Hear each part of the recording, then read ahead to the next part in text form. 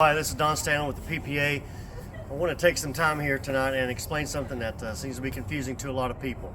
It's about challenges and a team challenging their own call, and also what happens with that process. So real quick, you think, well, why would a team challenge their own call? Let's say I make an out call, okay?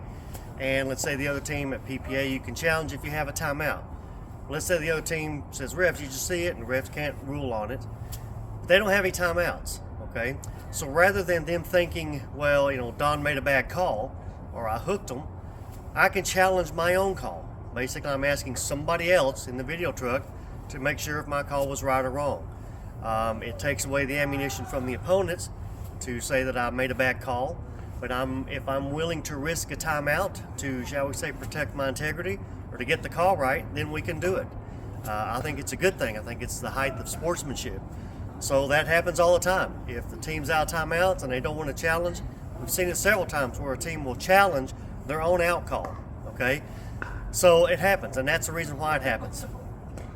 Let's talk about another aspect. What happens when you win or lose the challenge? Okay, think of NFL football.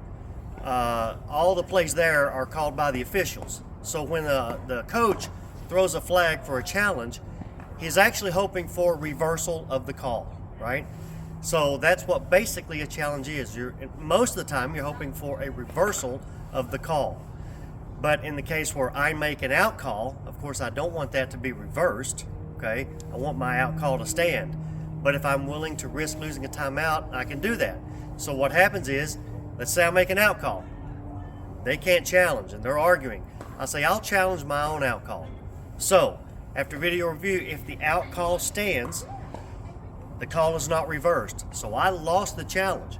Now I won the rally and I get to keep my point or whatever, but I lost the challenge, so that means I lose the timeout.